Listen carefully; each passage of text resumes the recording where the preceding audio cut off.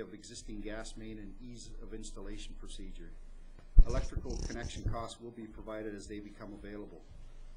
According to the tender documents, the town will provide water and sewer connections to within 3 meters of each building as required. The Gyro Park building and the Marina building will be roughed in for 4-season use only. Provision will be made for future heating and lighting requirements, but will not be installed as part of the project as per the tender documents.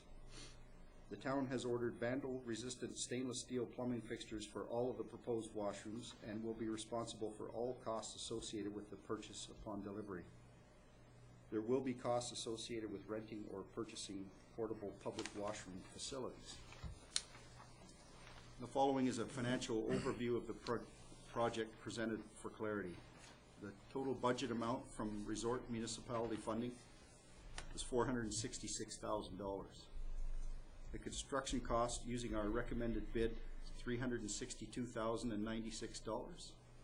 The design work brings us to the tender phase is $1,703.80, for which we've already been billed, I believe, and the design work to take us through the construction phase, in other words, details, upgrades to drawings, estimated at another $1,000. Preliminary cost estimate fee that's already been paid, I believe, was $336. The plumbing fixtures, which the town will be responsible for, $14,683.03. The Fortis fees, again, these are estimated for the electrical fees. We haven't got those numbers yet. They're approximately $4,000. Gyro Park electrical upgrade outside of the scope of the contract is estimated at $4,500. And accessory items, refuse bins, I'm sure we're going to need out there, and a couple picnic tables under the eating area, probably about $4,000. So that gives us a total cost, and again, that's an estimated cost, total cost of $392,318.83.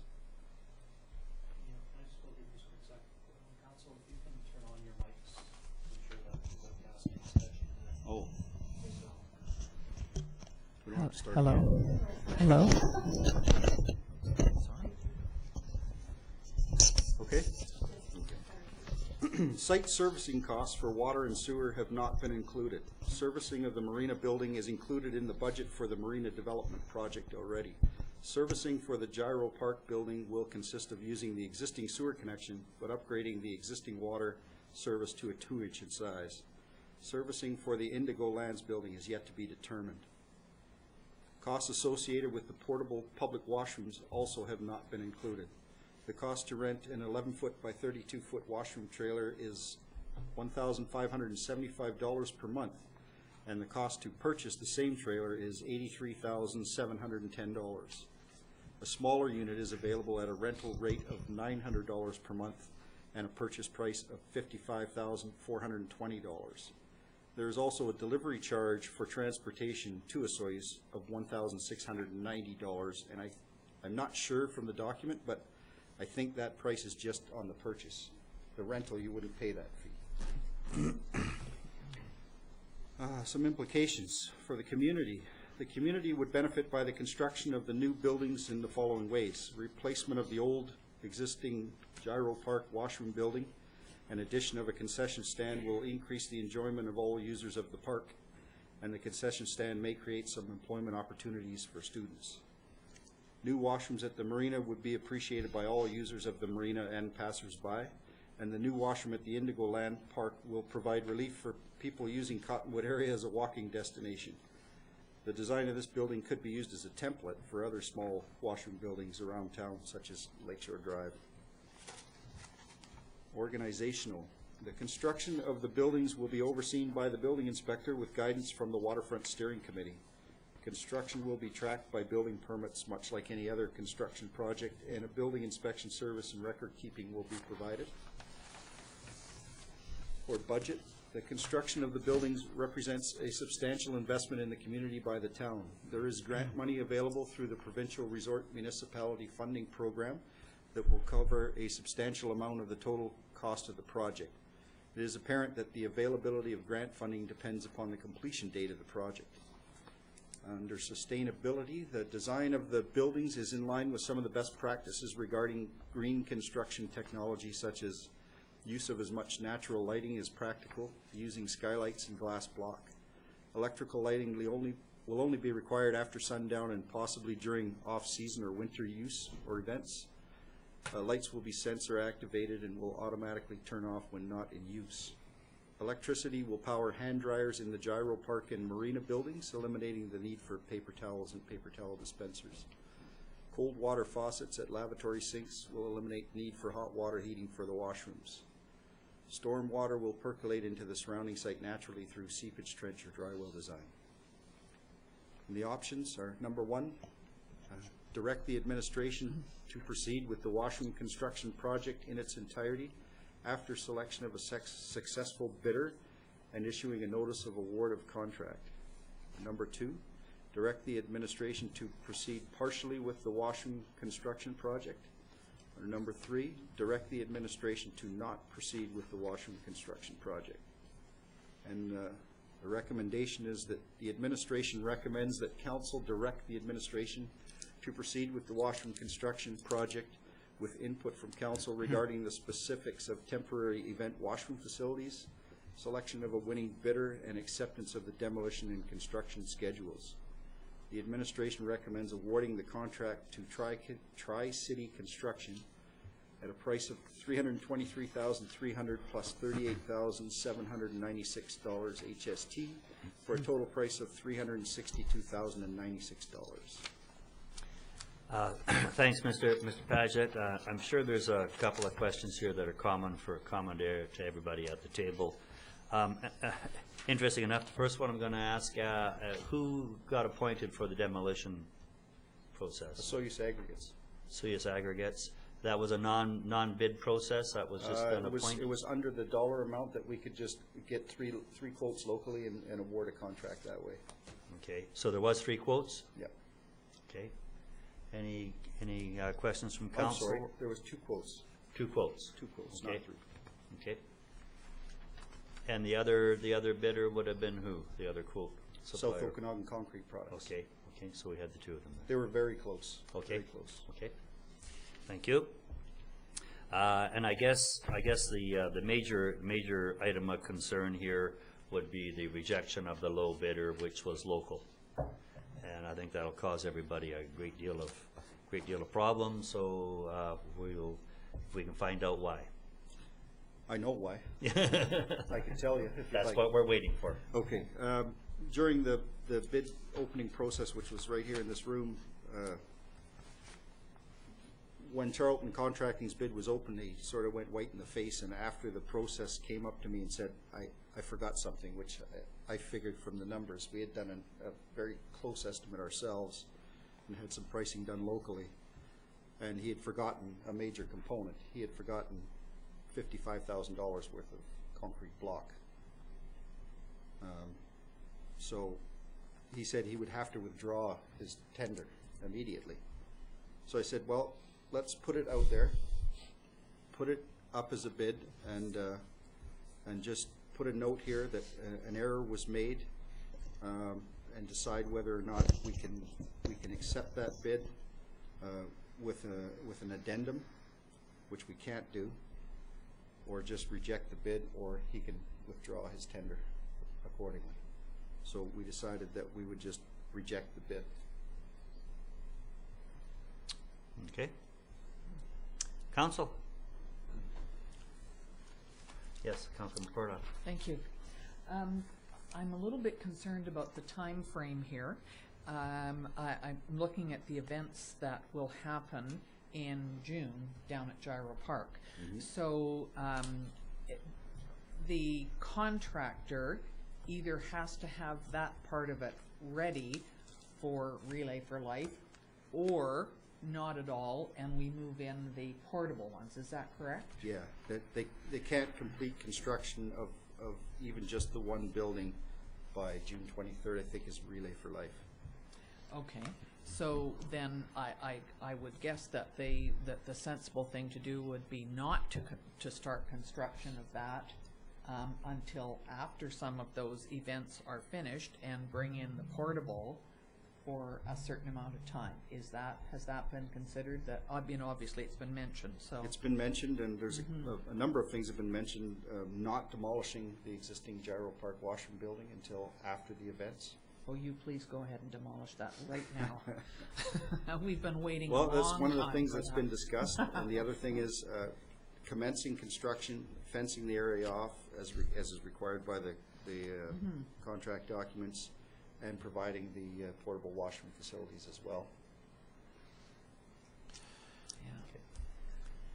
That's, makes most sense to me, but. Or the other thing that was discussed was postponing construction until later, such a time that the park is freed up. Okay. Councillor Rhodes. Thank you, Mr. Mayor. I'd like to go back to the rejection with Charlton Contracting, and I have two questions. One with regard to that. So incomplete, not satisfactory, and you wanted to withdraw. I'm assuming that we're legislating against even negotiating that at this point. I'm not legally trained in any sense, but the information I'm getting from talking with Mr. Zackel and Mr. Underwood is that we can't accept that bid, even as a revised bid. The tender process is finished as of 2 o'clock Thursday, April the 5th.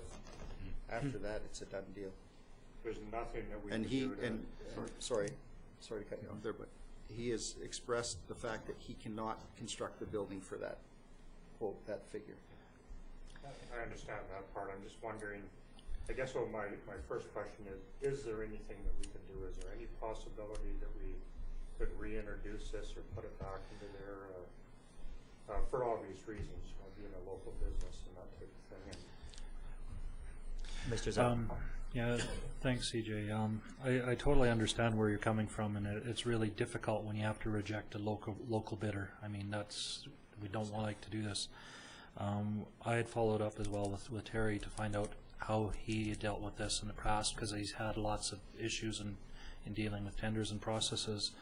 This was an open tender process which had a fixed close date, and there is no provisions allowed to have a contractor adjust their tender for something that they've missed. What it does is, if we were to open up that door and allow that to happen, and they are the low bidder, you immediately start a legal court case with the second low bidder who met all the qualifications of the tender process. One of our neighboring municipalities is dealing with such a problem at this present time that just happened, and for that exact reason. It's very unfortunate, and that's where these contractors really need to ensure that their information is complete when they're providing it. So I'd like to state I'm not criticizing the rejection. Don't misunderstand me. I'm searching for an opportunity to maybe get this back on track. And if you say there's not, I guess that's the way it is. It's regrettable, but I'm certainly not criticizing the process. Don't misunderstand me. We as well were trying to find a way to allow it as well, and it would be very poor judgment to recommend that to council, and we can't. And that's from my perspective. That's very unfortunate. I was coming in here. There's no way I'm going to accept a bid that, after the single local bidder didn't comply, didn't do a proper application. There are no choices. It's just very, very unfortunate that we're ending up there, and particularly in this economic turn that we're in. Yikes! Just sort of stomach wrenching. Councillor Ryan, please. I did have one Oh yeah, more I'm question. sorry, Councillor. I wanted to default to Tri-City, and I sent an email earlier, right after getting the report. And I know it was a short time frame. I don't know anything about them. Is there anything you could add to help us with that? There is decision? something I can add. I know a lot more about them now than I did a couple hours ago. They're a large contracting firm. They provided us with a list of references quickly, and I followed up on those references. And of the 4 I contacted, two two of them spoke to me immediately over the phone. One of them is Mr. Terry Arnett, who's a PhD in a MRAIC, which is the Architectural Institute of Canada. He works for Public Works and Government Services Canada, and he's based out of Calgary. And he's been dealing with Tri-City contracting for 15 years, and with projects ranging from small up to $20 million in construction value. He has nothing but good things to say about them, about how they stick to budget. He has trust in them. He's been working with them for many years and would recommend them to anybody. One thing he did state was to make sure that you get a good site superintendent. And I noticed after viewing their website, they have a note in there that says they have a list of all their site superintendents who can also provide references. So we can follow that up even further. I spoke to another fellow, Mr. Hank Van Ryk, who is the president of H&H Total Care Services, that constructs or provides healthcare service facilities to a large number of people. He's been dealing with them for over 5 years for a total of $60 million in construction value. He states that they work well on budget. The last 2 projects were right on budget. He doesn't have a bad thing to say to him. He said there was one situation that was general contractor related that was corrected immediately upon being brought to the general contractor's attention. So that's 2 out of 4. That's pretty good. Their website is substantial. They're bonded. They list their banking contacts, their accountant, their insurance. Anybody you need to know is on that website. So from what I've learned in the last couple hours, I wouldn't hesitate to recommend them, even though I've never dealt with them in the past. They're based out of Kamloops. They have offices in Vancouver Island, Calgary, and in the Kootenays. Large firm? Yeah. Did Terry Underwood have any comment, or we didn't have time to get that far? I haven't got that I far guess? yet, but Okay. we're working on it. Okay, Councilor Rhodes, that's Yep, thank you. okay. Mr. And Chairman. over to Mr. Zacco, please. You had No. your I've provided everything my caught input. up. Councilor Ryan, please. Yes, thank you, Mr. Mayor. Yeah, I wanted to focus, now that we've learned a little more about the recommended winner, I wanted to focus a little more on the time frame and the demolition. So they will be obliged to do it within 90 days, but they don't know, and we would talk to them about how quickly they could do That's it. upon the notice of award. Mm-hmm. Yeah, and the starts signing of the contract. Starts the clock clock running. at 90 days. Yeah. Right. Okay, what about the demolition? That can happen anytime. Is that teed up to go? Depending on the outcome of this meeting, the demolition can occur within a week. Okay. All right. So that's good. I think I understand that we went to some shells on some of those portions of the buildings, and I think that's reasonable. And I like the idea of the vandal-proof fixtures and so on we're putting in there. I just had a couple of comments on the outfitting of the washrooms, particularly the ones at Gyro Park. And it's certainly been I do a lot of informal surveys in washrooms, and a lot of people don't wash their hands, for example. And when you have a choice of paper versus hot air, which usually is malfunctioning, people use paper. There also are a variety of different hand dryers, and some of them you put your hands into, and they sort of suck all the water off of them very, very Wipe your quickly. hands on your shirt and walk away. Yeah, that happens too. I've observed that many times. So I'm a little conflicted about the use of those. For example, it's using hydro, which sure most of it is from water, but it's still using energy. So I hope we will. Are we going to be paying for this fixture, these hand dryers? Is that outside the contract? No, that's within the scope of the contract. within. That's within the tender document. Okay, can you tell us anything about what's been specified? What type of unit? No, I can't specifically tell you what type of unit Yeah. has been specified yet, but we can consult with the general contractor prior to signing the document. Yes. I'm hoping that we'll have a half-day meeting with the contractor prior to signing the document. Yeah. To lay out exactly what we expect to see. Yeah, well, I think it would be really important to look at the manufacturer and the model that we get, because as I say, I think most people prefer paper because the others are unreliable and they take 2 or 3 cycles to dry your hands. The other is, speaking of hands, is cold water.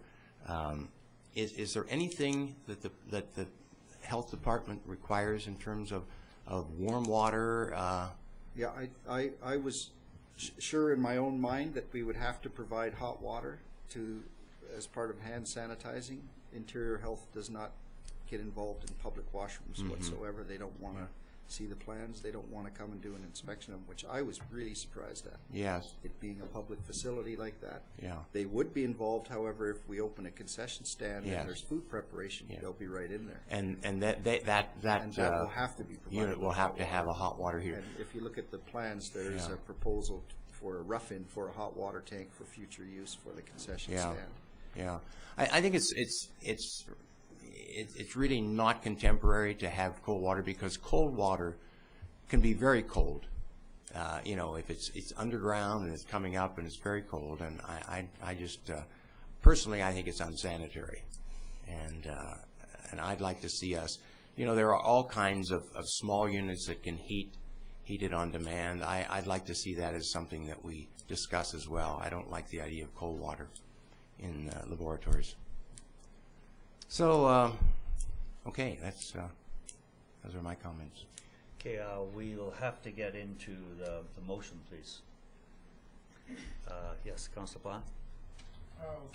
I will put the motion forward that we direct the administration to proceed with the Washroom construction project in the entirety, and that we select Tri-City Canada as a successful bidder and issue a notice of award of contract. Thank you. Okay, and that seconder, Councilor Rhodes.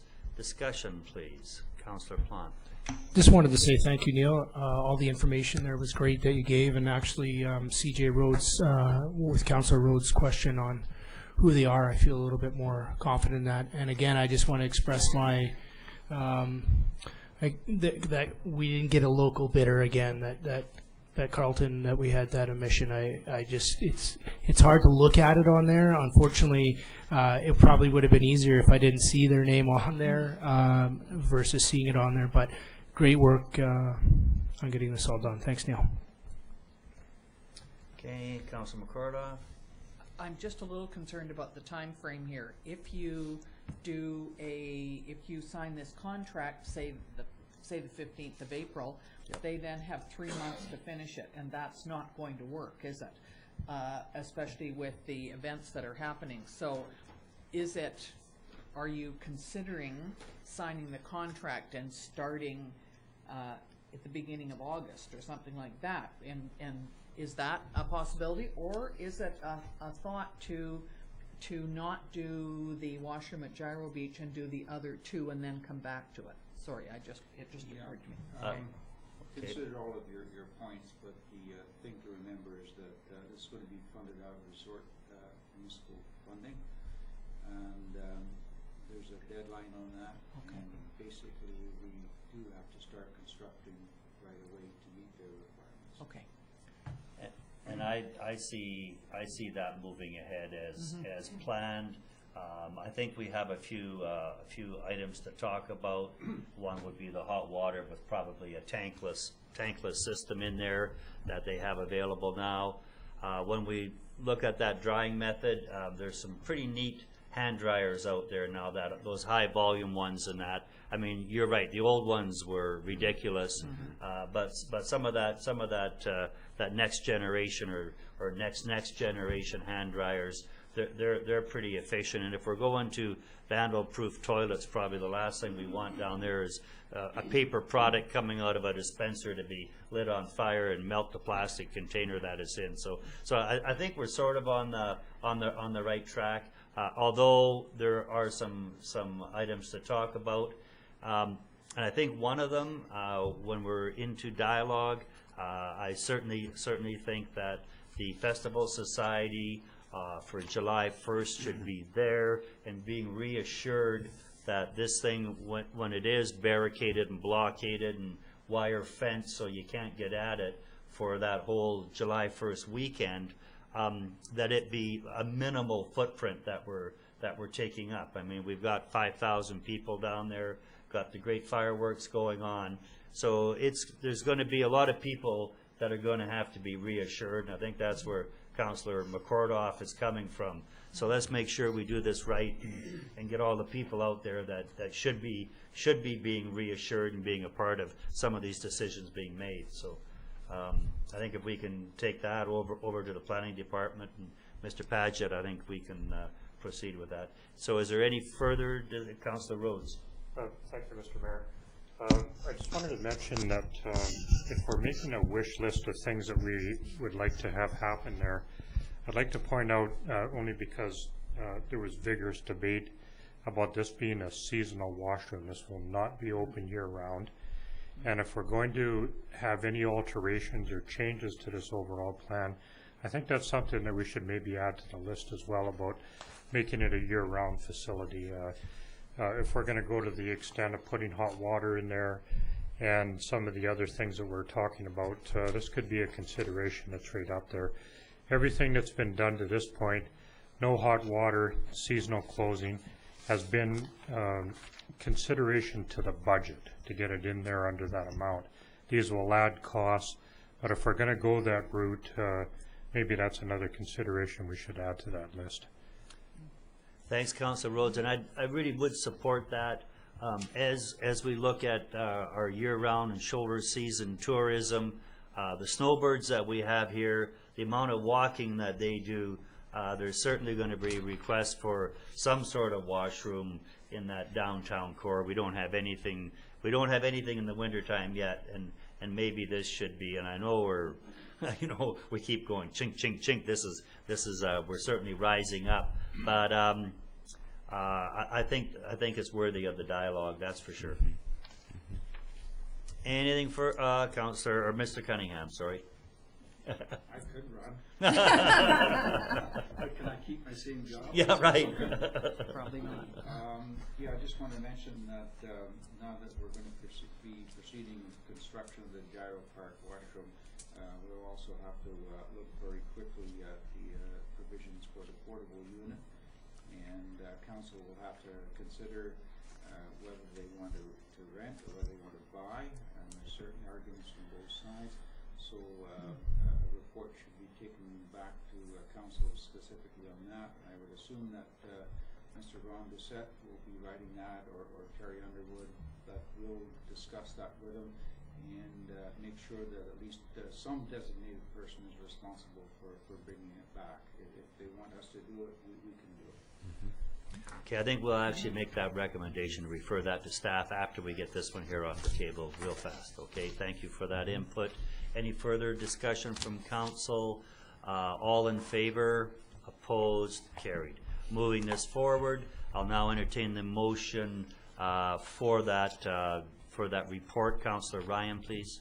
Yes, I'd like to ask staff to give us a report on the pros and cons of the rental versus the purchase of the portable washrooms. Seconder, Councillor Rhodes. Any discussion? Hearing none, all in favor, opposed, carried. Thank you.